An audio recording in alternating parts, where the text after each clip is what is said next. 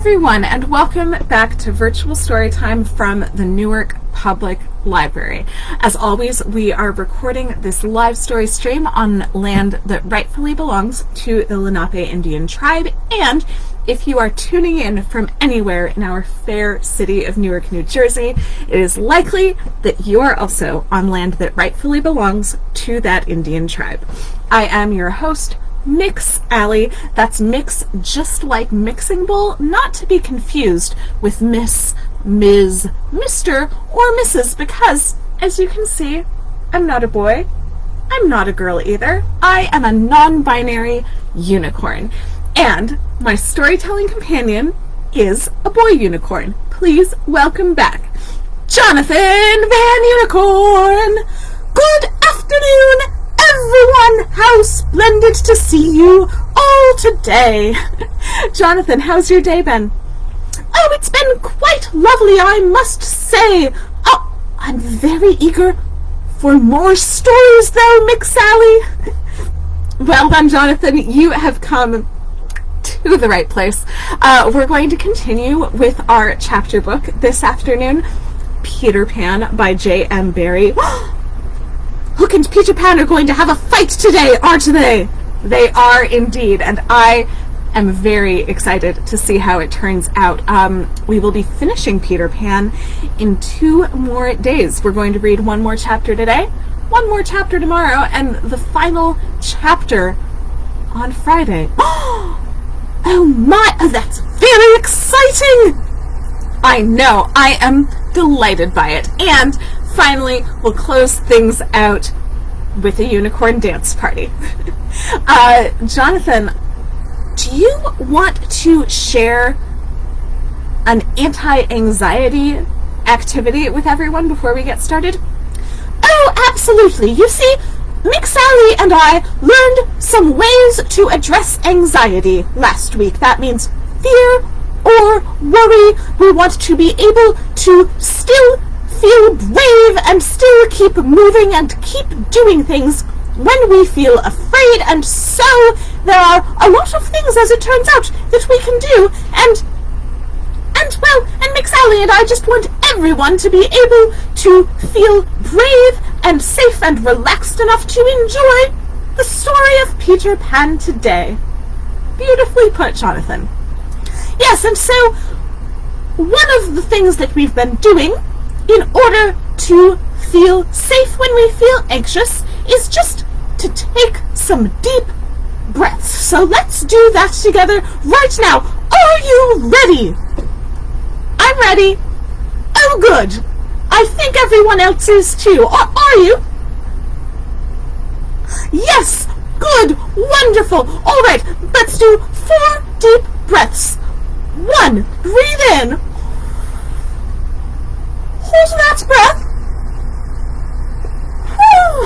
And then let it out. Okay. 3 more. We'll do them nice and slowly. Ready.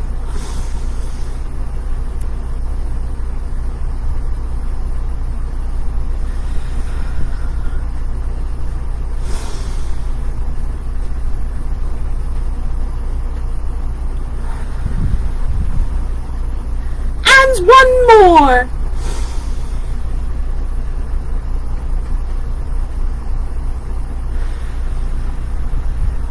Marvelous, everyone. All right, Mick Sally, I'm ready for story time now. I am so glad, Jonathan. Why don't you take a seat? All right, yes.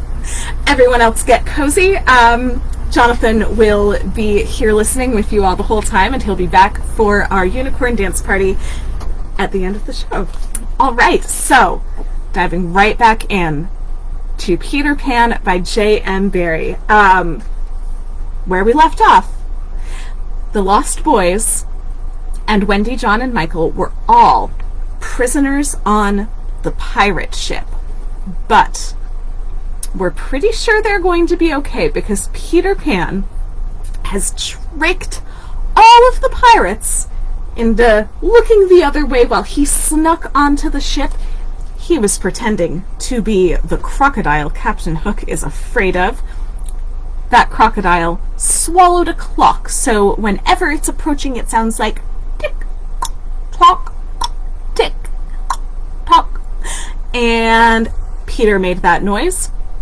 All the pirates thought it was the crocodile. They hid from the crocodile, and Peter Pan snuck onto the ship. I have a feeling he will be able to save Wendy, John, Michael, and the Lost Boys, but we'll find out in Chapter 15, Hook or Me, this time. Odd things happen to all of us on our way through life without our noticing, for a time, that they have happened. Thus, to take an instance, we suddenly discover that we have been deaf in one ear for we don't know how long, but say half an hour. Now, such an experience had come that night to Peter Pan. When last we saw him, he was stealing across the island with one finger to his lips and his dagger at the ready. He had seen the crocodile pass by without noticing anything peculiar about it, but by and by he remembered that it had not been ticking. At first he thought this eerie, but soon he concluded rightly that the clock inside the crocodile had run down. So that clock was not working anymore. Without giving a thought to what might be the feelings of a fellow creature thus abruptly deprived of its closest companion, Peter began to consider how he could turn that catastrophe to his own use. And he decided to tick, so that wild beasts all around him should believe he was the crocodile and let him pass unmolested. He ticked superbly, but excuse me, but with one unforeseen result. The crocodile was among those who heard the sound, and it followed him, though whether with the purpose of regaining what it had lost, or merely as a friend under the belief that it was again ticking itself, will never be certainly known, for, like all slaves to a fixed idea, the crocodile was a stupid beast. Peter reached the shore without mishap, and went straight on, his legs encountering the water as if quite unaware that they had entered a new element. Thus many animals pass from land to water, but no other human of whom I know. As he swam, Peter had but one thought: hook or me this time. He had ticked so long that he now went on ticking without knowing that he was doing it. Had he known, he would have stopped, for to board the brig by the help of the tick, though an ingenious idea had not yet occurred to him. On the contrary, he thought that he had scaled her side as noiselessly as a mouse, and he was amazed to see the pirates cowering from him, with Hook in their midst, as abject as if he had heard the crocodile. The crocodile! No sooner did Peter remember it than he heard the ticking. At first he thought the sound did come from the crocodile, and he looked behind him swiftly. Then he realized that he was doing it himself, and in a flash he understood the situation.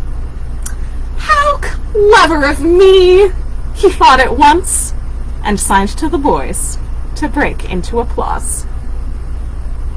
It was at this moment that Ed Tainte, the quartermaster, emerged from the forecastle and came along the deck of the ship. Now, reader, time what happened by your watch. Peter struck true and deep. John clapped his hands on the ill-fated pirate's mouth to stifle his dying groan. He fell forward. 4 boys caught him to prevent a thud. Peter gave the signal, and the carry-on was cast overboard. There was a splash, and then silence. How long has it taken? 1! Slightly had begun to count out loud. None too soon, Peter, every inch of him on tiptoe, vanished into the cabin, for more than one pirate was screwing up his courage to look around. They could hear each other's distressed breathing now, which showed them that the more terrible sound had passed.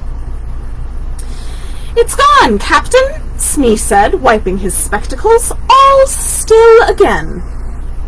Slowly, Hook let his head emerge from his ruff and listened so intently that he could have caught the echo of the tick. There was not a sound, and he drew himself up firmly to his full height. "Then here's to Johnny Plank!" he cried brazenly, hating the boys more than ever because they had seen him afraid. He broke into a villainous song. Yo ho, the frisky Plank, you walks along it so, till it goes down and you goes down to Davy Jones below. To terrify the prisoners the more, though with a certain loss of dignity, Hook danced along an imaginary plank, grimacing at them as he sang, and when he finished he cried, "Do you want a touch of the cat before you walk the plank?" At that they fell on their knees. No! They cried so piteously that every pirate smiled. "Fetch the cat, Jukes," said Hook. "It's in the cabin." The cabin? Peter was in the cabin. The children gazed at each other. Aye, said Jukes blithely, and he strode into the cabin. They followed him with their eyes. All of a sudden, there was a dreadful screech from the cabin. It wailed through the ship and died away. Then was heard a crowing sound, which was well understood by the boys. But to the pirates, it was almost more eerie than the screech. See, we and the Lost Boys know that that's the sound that Peter makes when he's happy, but the pirates don't know that. "What was that?" cried Hook. "Two," said Slightly solemnly. Checo hesitated for a moment and then swung into the cabin. He tottered out, haggard. "What's the matter with Bill Jukes, you dog?" hissed Hook, towering over him. "The matter with him is that he's dead. Stabbed," replied Checo in a hollow voice. "Bill Jukes dead?" cried the startled pirates. The cabin's as black as a pit," Checo said, almost gibbering, "but there is something terrible in there, the thing that you heard crowing." The exultation of the boys, the lowering looks of the pirates, both were seen by Captain Hook. "Checo," he said in his most steely voice, "go back and fetch me out that doodle-doo." Checo, bravest of the brave, cowered before his captain, crying, "No!" But Hook was purring to his claw. "Did you say you would go, Checo?" he said musingly. Checo went, first flinging his arms up in despair. There was no more singing. All listened now. And again came a scream, and then a crow. "Ah, ah, ah, ah!" No one spoke except Slightly. "3," he said.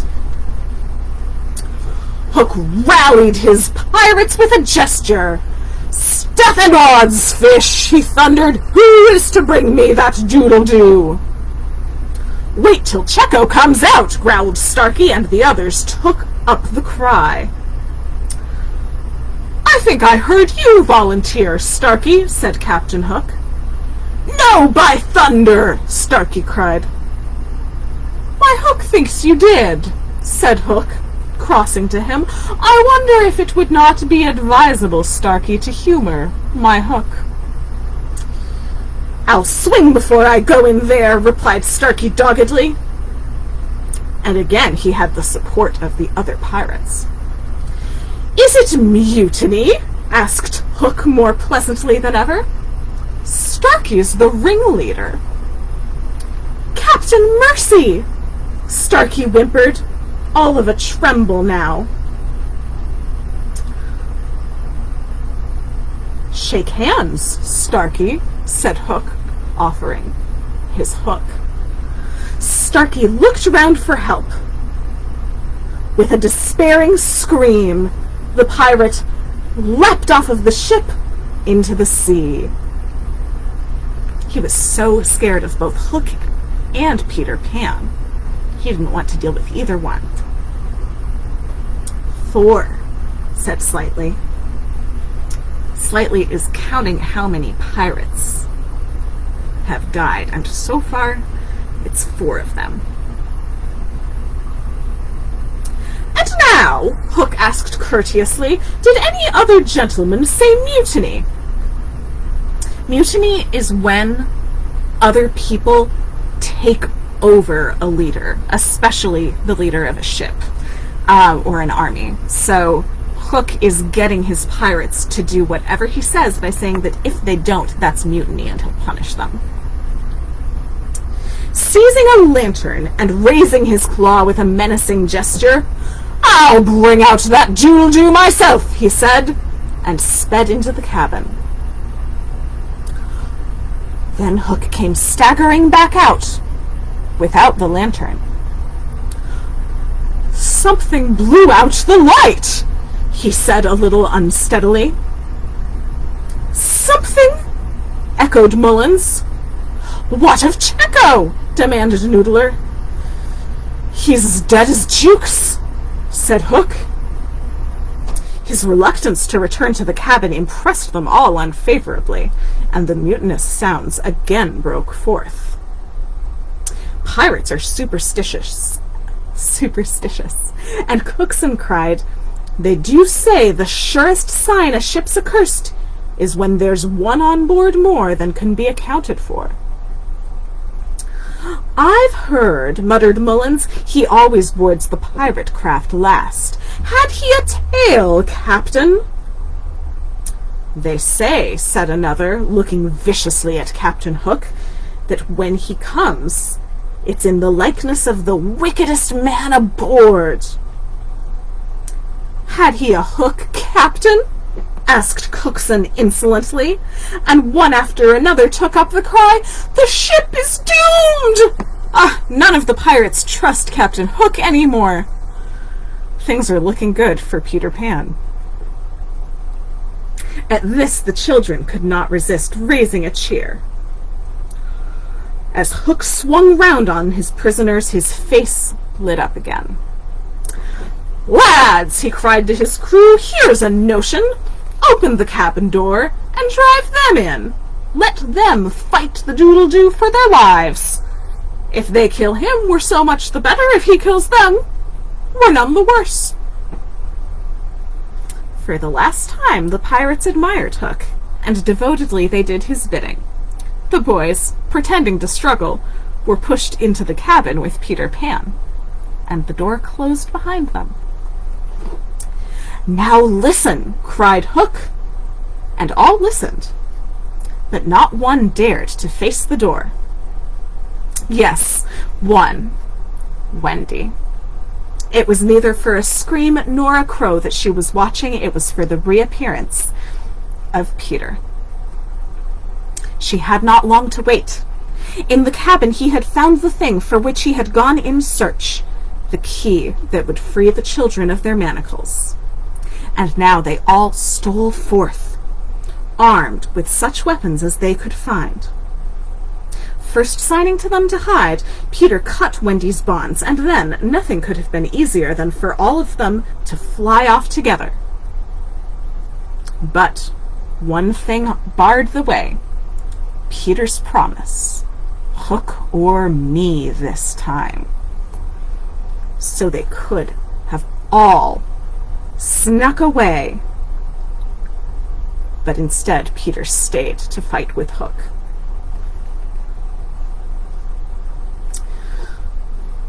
Lads, Captain Hook said, I've figured out what's wrong. There's a Jonah aboard. That's a reference that comes from the Bible. A Jonah is someone who is bad luck to have on a ship. Lads, it's the girl! Never was good luck on a pirate ship with a woman on board. We'll right the ship when she's gone. It's worth trying, the pirates said doubtfully. Fling the girl overboard, cried Hook, and they made a rush at Wendy. There's none can save you now, missy, Mullins hissed jeeringly. There's one, replied a figure. Who's that? Peter Pan the Avenger, came the terrible answer, and as he spoke, Peter flung off his cloak. Then they all knew who it was that had been undoing them in the cabin, and twice Hook tried to speak, and twice he failed. In that frightful moment, I think his fierce heart broke. At last he cried, "Cleave him to the brisket!" but without conviction. Down, boys, and at them! Peter's voice rang out, and in another moment, the clash of arms was resounding through the ship. That means that all the pirates and the Lost Boys were fighting. I think all the pirates were gone when a group of savage boys surrounded Captain Hook. Again and again they closed upon him, and again he cut himself a clear space. He had lifted up one boy with his hook and was using him as a buckler when another, who had just passed his sword through Mullins, sprang into the fray. "Put up your swords, boys!" cried Peter Pan. "This man is mine." He wants to fight Captain Hook himself. Thus suddenly, Hook found himself face to face with Peter Pan. The others drew back and formed a ring around them. The two enemies looked at one another, Hook shuddering slightly, and Peter with a strange smile upon his face. "So, Pan," said Hook at last, "this is all your doing." "Aye, James Hook," came the answer, "it is all my doing." "Proud and insolent youth," said Hook, "prepare to meet thy doom." "Dark and sinister man," Peter answered, "have at thee." Without more words, they fell to fighting, and for a space there was no advantage to either blade. Peter was a superb swordsman, and parried with dazzling rapidity. Ever and anon he followed up a feint with a lunge that got past his foe's defense, but his shorter reach stood him in ill stead, and he could not drive the steel home. Hook, scarcely his inferior in brilliance, but not quite so nimble, forced him back by the weight of his onset, hoping suddenly to end all with a favorite thrust. To his astonishment, he found the thrust turned again and again. Then he sought to close and give the quietus with his iron hook, but Peter doubled under it, and lunging fiercely, pierced Hook in the ribs. At the sight of his own blood, the sword fell from Hook's hand, and he was at Peter's mercy. "Pan, who and what art thou?" he cried huskily. "I'm youth, I'm joy," Peter answered at a venture. "I'm a little bird that has broken out of the egg." This, of course, was nonsense, but it was proof to the unhappy Hook that Peter did not know in the slightest who or what he was, which is the very pinnacle of good form. If you've been following along, you'll remember that Hook is very interested in good form, which is another way of saying being polite and fair, and not too full of yourself. And one of the things that makes Hook most upset about Peter is that he thinks Peter might have better form might be a better person than he is. That just makes him angrier, though. "To it again!" he cried despairingly. He fought now like a human flail, and every sweep of his terrible sword would have severed in twain any other man or boy who obstructed it. But Peter fluttered around him as if the very wind it made blew him out of the danger zone. And again he darted in. Hook was fighting now without hope. That passionate breast inside him no longer asked for life, but for one boon it craved: to see Peter bad form. So he's hoping that before he loses the fight, he'll at least get to see Peter do something bad. Abandoning the fight, he rushed into the powder magazine and fired it. "In 2 minutes," he cried, "the ship will be blown to pieces." Now, he thought, true form will show. But Peter issued from the powder magazine with the shell in his hands and calmly flung it overboard. What sort of form was Hook himself showing? Misguided man though he was, we may be glad, without sympathizing with him, that in the end he was true to the traditions of pirates.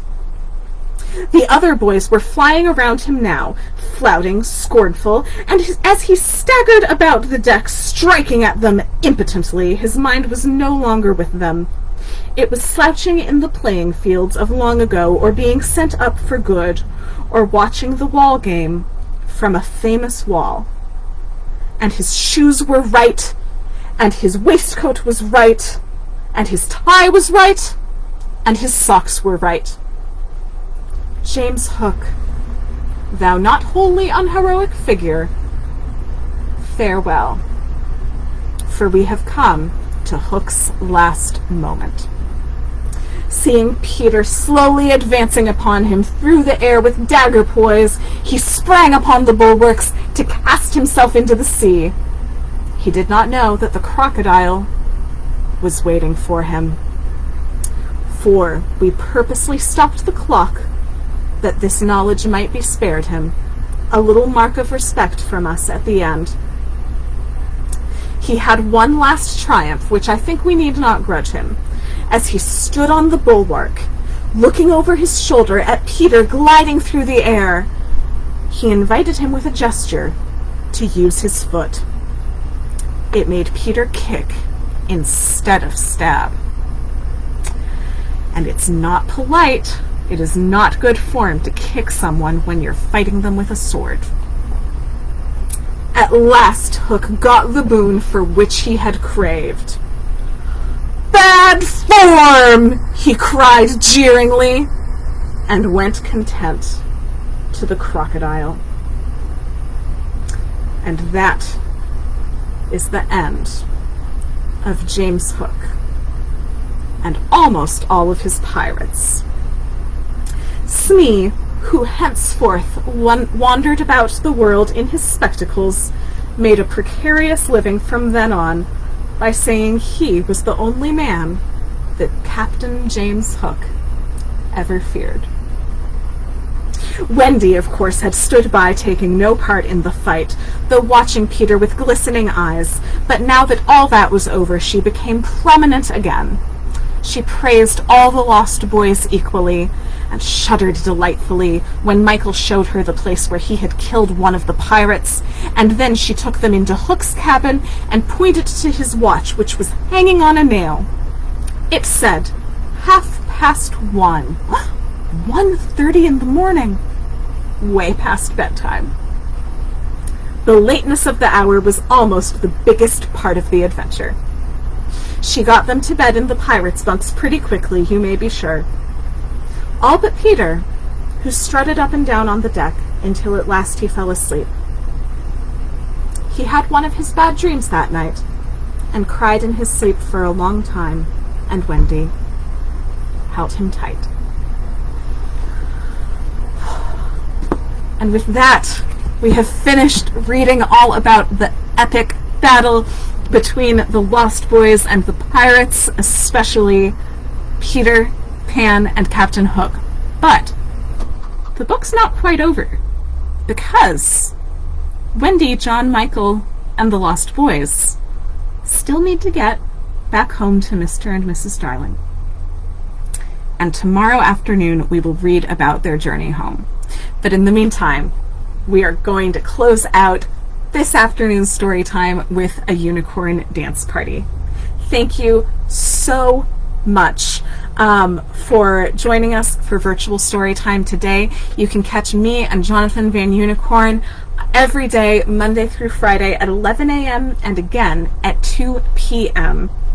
And we are also here with virtual bedtime stories on Mondays at 7 p.m. So come back and hear some more stories with us anytime. For tonight, or for today, it's time for our unicorn dance party. You know, one of the things that I don't like about that battle scene we just read, and I like a lot of things about it because Peter Pan is one of my favorite books of all time, but I do wish that Wendy had gotten a little bit more to do than just watch while the fight was going on. So let's listen to and dance to The Princess Who Saved Herself.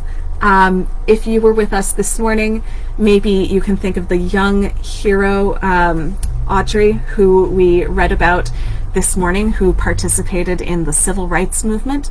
And maybe you can think of other women in your life, other girls that you know who you think are heroes, who are very independent, who would never just stand by during an important fight, but who would work to save themselves and others. So get on your feet and dedicate this dance to someone like that. Maybe it is even you.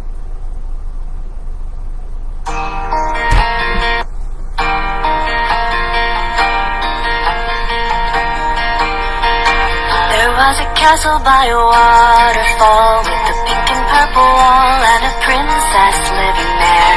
She had no parents and was all alone, but she got by on her own and she liked it pretty well. 'Cause she never wore socks and she had a pet snake. She bought her a guitar and she ate a whole cake. And there wasn't anybody there to tell her what to do, so she did what she wanted to. Everybody knew the story of the princess who saved herself. The princess who saved herself. There was a dragon with a pointy tail. He was bigger than a whale and his breath was terrible. He scared the princess when he came around. Tried to burn the castle down, but she caught him by his tail. Then she tied him to a tree so the dragon couldn't fly. She told him he was mean and it made the dragon cry. When he finally apologized, she offered him some tea. He accepted it graciously. Now he visits every weekend with the princess who saved herself. The princess who saved herself.